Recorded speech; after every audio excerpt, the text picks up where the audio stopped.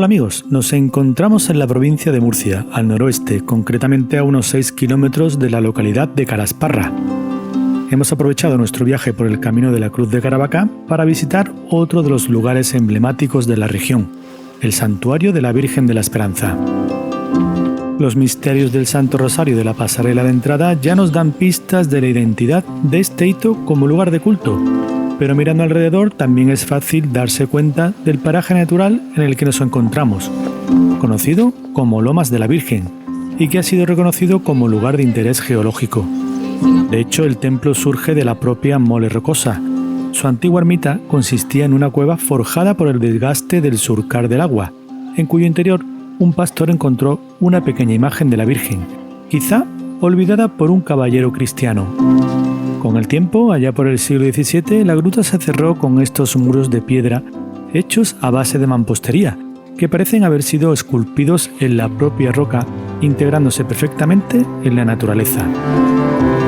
Para su construcción se emplearon detalles arquitectónicos tomados de diferentes estilos como el neogótico, clásico o el barroco. Pasando al interior vemos que el santuario se compone de una única nave y sorprende cómo el techo está formado por la propia roca que se dirige en ascenso hacia el altar mayor. Allí descansan en un retablo del siglo XIX las imágenes veneradas de la Virgen de la Esperanza la Grande y la Pequeñica.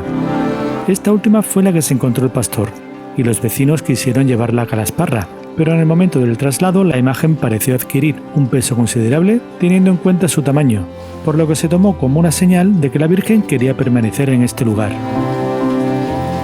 A los pies de la nave encontramos un área para realizar peticiones a la Virgen por medio del prendimiento de una vela. Si no tenéis la oportunidad de hacerlo, desde la propia web del santuario se pueden encender velas de manera virtual.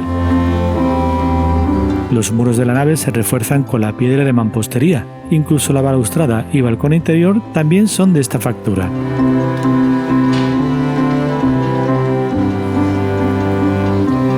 Las tallas de las vírgenes pueden ser contempladas tanto desde el interior de la nave como desde el edificio contiguo a ella, que permite acercarse al camarín donde se ubican.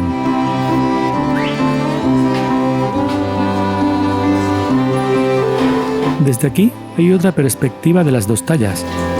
De la Pequeñica nada se sabe de su fecha de creación y autor.